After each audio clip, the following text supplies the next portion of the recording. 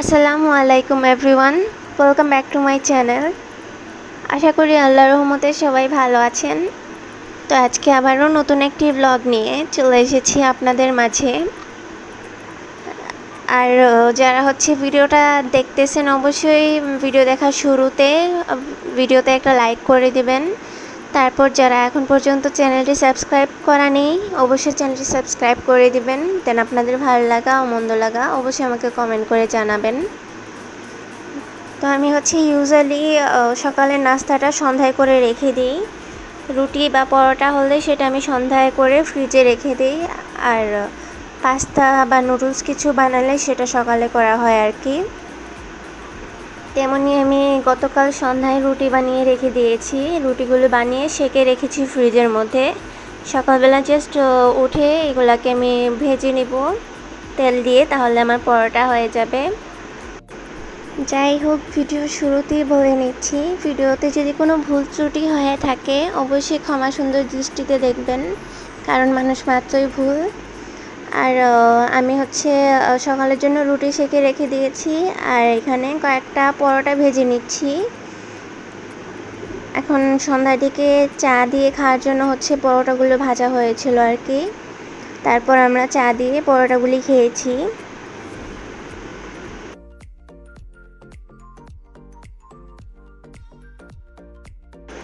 তো আজকে সকাল সকাল ক্যামেরার সামনে চলে এসেছি। জামাই বলছে শাড়ি পরে থাকতে বাসায়। তারপর আমি চিন্তা করলাম যে ভালোই হলো, শাড়ি পরে কাজ করে অভ্যাস হবে। কারণ দেখা যায় যে শাড়ি পরে অভ্যাস নেই, তাই হাঁটতেও কিন্তু ঠিকঠাক মতো পারি না। এখন আমরা দেখা যায় যে সব গোছালো থাকলেই কিন্তু ভিডিওতে শো করি, বাট এখন থেকে যা আছে তাই শো করব, যেমনটা আছে তেমনই। এত পিকচার পারফেক্ট করে দেখানোর কি দরকার। নর্মাল ব্লগ যেহেতু শেয়ার করি, সব কিছু নর্মালেই ভালো। তো তেমনই গতকাল বৃষ্টি হয়েছে, যার কারণে দেখা যায় কাপড় চোপড় এদিক ওদিক ছড়িয়ে ছিটিয়ে আছে। দরজার উপরে কাপড়, তারপর ডাইনিংয়ের চেয়ারের উপর কাপড়, ফ্রিজের সাইডেও কিন্তু কাপড় ছিল। আর রুমের মধ্যেও এই অবস্থায়। এরাতে রেডিং টেবিলের কর্নারে কাপড় ছিল। দেন বেডের অবস্থাও খুব খারাপ। তো সব কিছু গুছাবো। এর আগে নাস্তা টাস্তা করে রান্নার জন্য সব কিছু কেটে ধুয়ে রেখে দিয়েছিলাম। তো চিন্তা করলাম আগে রান্নাটা বসাবো, তারপর ঘর গুছাবো, তাহলে সময়টা ব্যালেন্স হয়ে যাবে। তো আজকে রান্নায় মিষ্টি কুমড়া ভাজি করব, আর মাছ ভুনা করব। তো মিষ্টি কুমড়া ভাজির জন্য প্রথমেই প্যানের মধ্যে আমি সয়াবিন তেল দিয়ে এর মধ্যে পেঁয়াজ কুচি, তারপর রসুন কুচি দিয়ে দিয়েছি। দেন শুকনো মরিচ দিয়েছি। আর মিষ্টি কুমড়া ভাজিতে কিন্তু শুকনো মরিচটা দিলেই ভালো লাগে, কাঁচা মরিচটা বেমানান মনে হয়। তো এখন মশলাটা ভালো করে ভেজে নেব। তারপর মিষ্টি কুমড়া ভাজিতে সব ধরনের গুঁড়া মশলা অ্যাড করব। এতে ফ্লেভার খুব ভালো আসে, খেতে অনেক ভালো লাগে। তো আমি হলুদ গুঁড়া, তারপর মরিচ গুঁড়া, ধনিয়া গুঁড়া, জিরা গুঁড়া, দেন গরম মশলা গুঁড়াটাও অ্যাড করব। আর আপনারা যারা এইভাবে মিষ্টি কুমড়া ভাজি করেন তারা তো জানেনই টেস্ট কেমন। যারা এভাবে কখনো সব মশলা দিয়ে খাননি অবশ্যই একদিন ট্রাই করে দেখবেন। আশা করি আপনাদের কাছে ভালো লাগবে। তো একে একে আমি সব মশলা এখানে দিয়ে দিচ্ছি।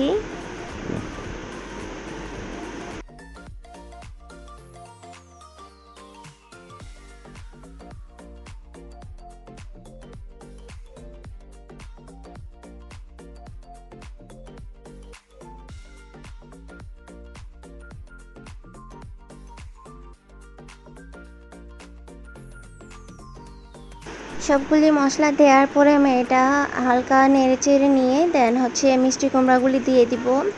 আর মিষ্টি কুমড়া কিউব করে কেটে নিয়েছি ছোট ছোট করে। এখন কুমড়াটা দিয়ে দিচ্ছি।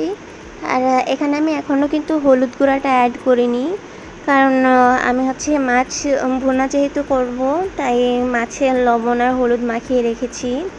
সেই জন্য হলুদের কন্টেনারটা আমি অন্য পাশে রেখেছিলাম। তো আমি জাস্ট চিন্তা করতেছিলাম যে আমি কী যেন একটা দেইনি এখানে, পরে খেয়াল হয়েছে যে আমি এখানে হলুদ গুঁড়াটা অ্যাড করিনি।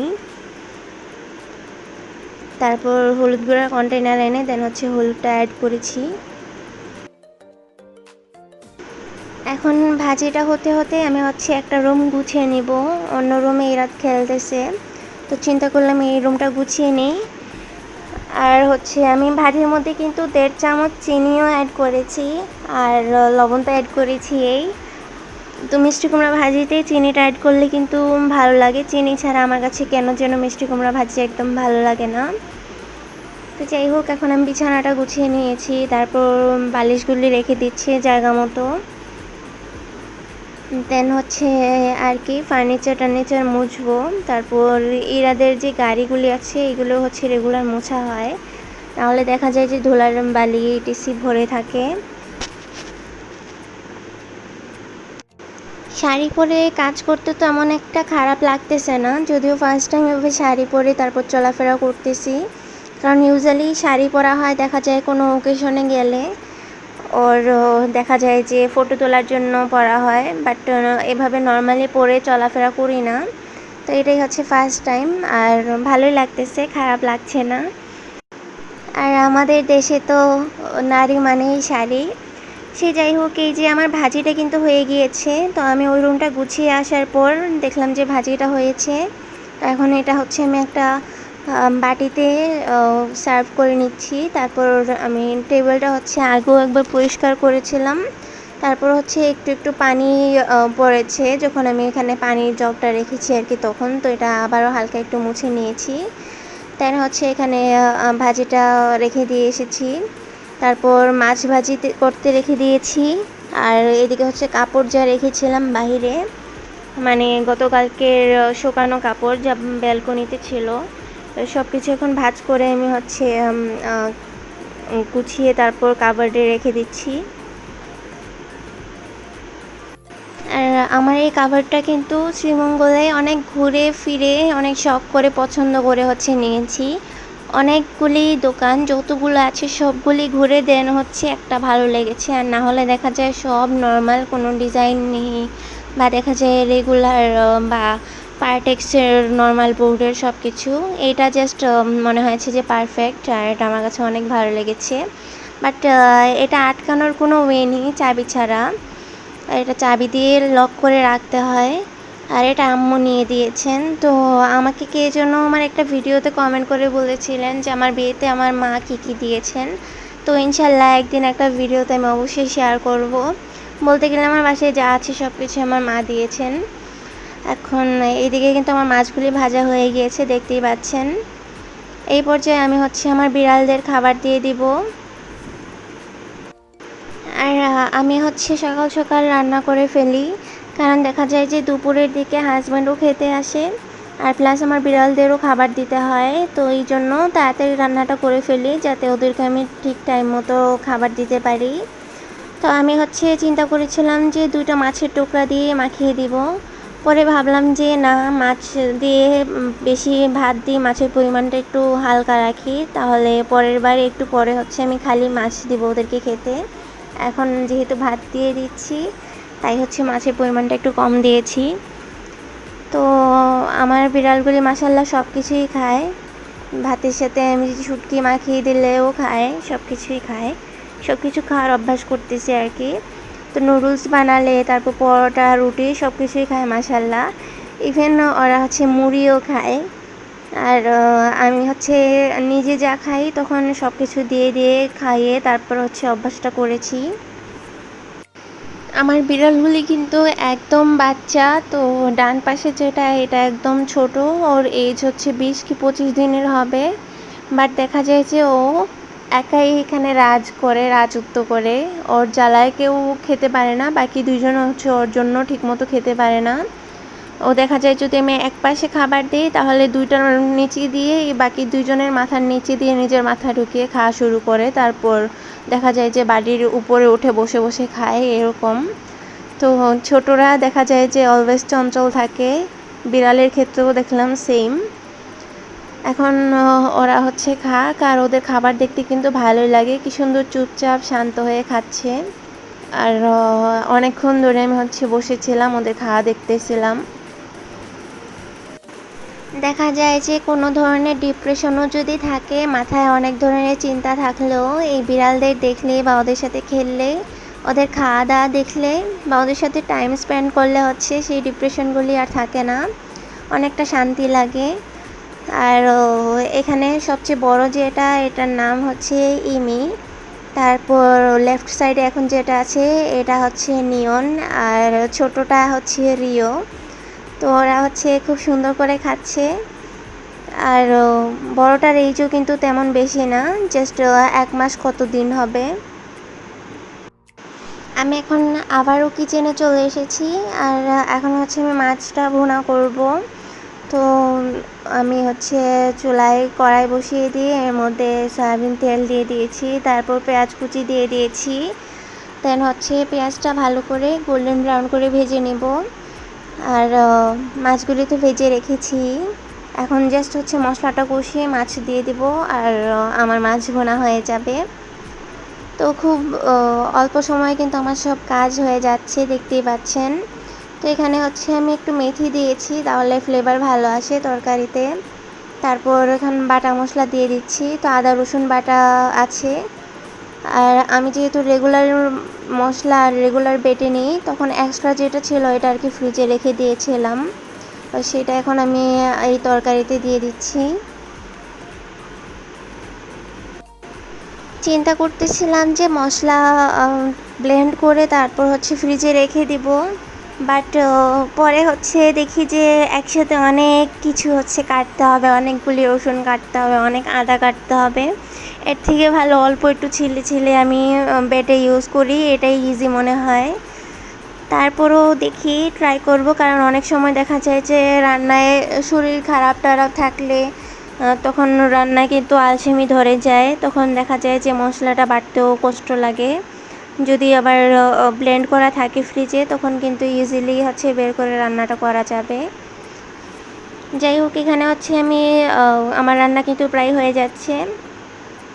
মশলার মধ্যে পানি দিয়ে তারপর হচ্ছে গুঁড়া মশলা সব অ্যাড করে নিচ্ছি, তারপর মশলাটা কষিয়ে নিব। আগে অলওয়েজই হচ্ছে ফ্রিজে ব্লেন্ড করে মশলা রেখে খাওয়া হয়েছে, এই ফার্স্ট টাইম হচ্ছে এইভাবে বাটাবাটি হচ্ছে আর কি। তো অল্প ছিলতে হয় দেখে, অল্প কাটতে হয় দেখে এই অল্পটুকু নিয়েই বেটে তারপর ইউজ করে ফেলি। সে যাই হোক, আমার কিন্তু মশলা প্রায় কষে আসছে, দেখতেই পাচ্ছেন। এখন হচ্ছে আমি এর মধ্যে স্বাদ মতো লবণটাও অ্যাড করে দিয়েছি। আর আবারও বলতেছি, আপনারা যদি এখনও পর্যন্ত ভিডিওতে লাইক দিয়ে না থাকেন, অবশ্যই ভিডিওতে লাইক দিয়ে দিবেন। তারপর চ্যানেল যদি এখন পর্যন্ত সাবস্ক্রাইব করা না থাকেন, অবশ্যই চ্যানেলটি সাবস্ক্রাইব করে দিবেন। অ্যান্ড ভিডিও হচ্ছে ভালো লাগলে অবশ্যই আপনাদের ভালো লাগা ও মন্দ লাগা আমাকে কমেন্ট করে জানাবেন। এখন মশলা যেহেতু কষে এসেছিল, আমি এর মধ্যে আমার ভাজা মাছগুলি দিয়ে দিয়েছি, তারপর দিয়ে দিয়েছি পরিমাণ মতো পানি, তারপর দিয়ে দিচ্ছি কাঁচামরিচ। আর আমার রান্না প্রায় শেষ, এখন জাস্ট জাল দিয়ে ঝোলটা কমিয়ে আনবো, তাহলেই হচ্ছে আমার মাছ ভুনা হয়ে যাবে।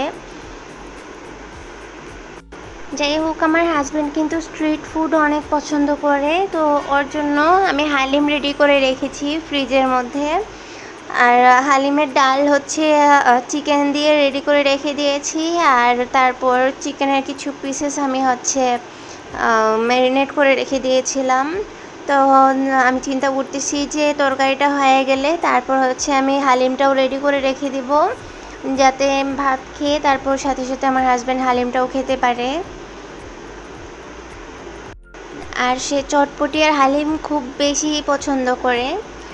আর এই হালিমটা হচ্ছে আমি আমার লাইফে ফার্স্ট টাইম বানিয়েছি, মানে আমি আমার লাইফে ফার্স্ট টাইম হালিম বানিয়েছি, আগে কখনো বানাইনি। সেই জন্য হচ্ছে এবার রেসিপিটা শেয়ার করিনি। তারপরও ফার্স্ট টাইম বানানোতে হালিম আমার অনেক ভালো হয়েছিল। তো অবশ্যই নেক্সট টাইম যখন বানাবো আপনাদের সাথে রেসিপি শেয়ার করব। এখন এই যে হালিমটা আমি হচ্ছে ফ্রিজে রেখে দিয়েছিলাম বানিয়ে, এটা হচ্ছে এখন গরম করে তারপর রেখে দিয়েছি এই পাশে চুলায়। দেন চিকেন যেটা হচ্ছে ম্যারিনেট করে রেখেছিলাম সেটা হচ্ছে ফ্রিজে রেখে দিয়েছিলাম, এখন চিকেনটা এখানে আমি হচ্ছে এক পাশ দিয়ে ভাজতেছি।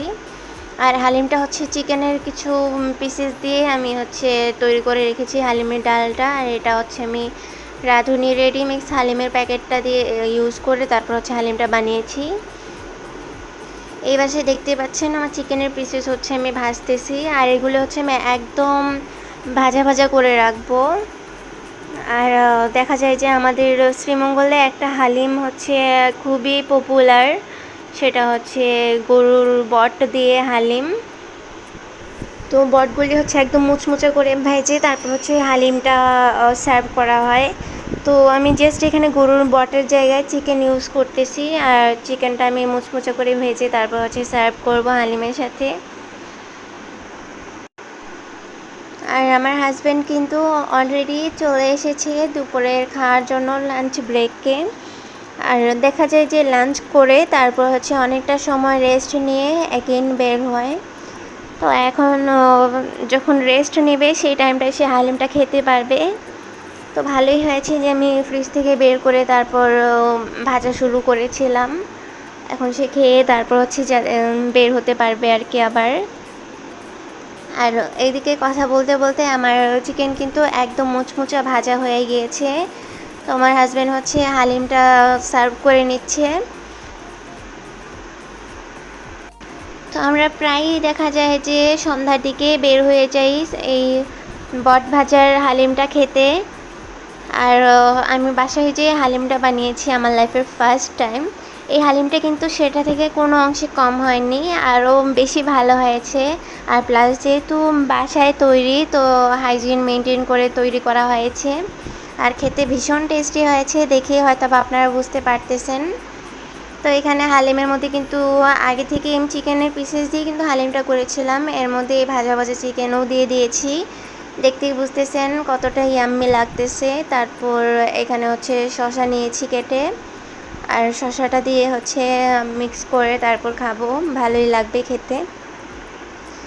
সে যাই হোক, আমি কিন্তু একদম ভিডিও শেষের দিকে চলে এসেছি।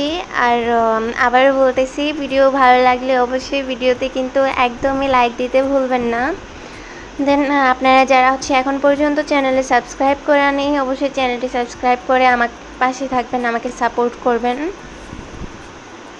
তারপর আপনাদের ভালো লাগা মন্দ লাগা অবশ্যই আমাকে কমেন্ট করে জানাবেন। আর ইনশাল্লাহ একদিন এই হালিমের রেসিপিটাও আপনাদের সাথে শেয়ার করব।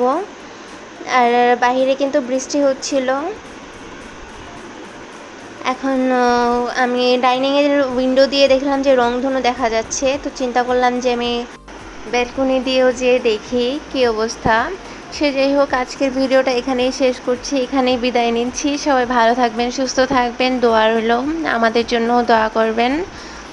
আর অবশ্যই ভিডিওতে লাইক দিয়ে দিবেন, আর কমেন্ট করে আপনাদের ভালো লাগা মন্দ লাগা অবশ্যই আমাকে জানাবেন। তো আল্লাহ হাফেজ, আসসালামু আলাইকুম।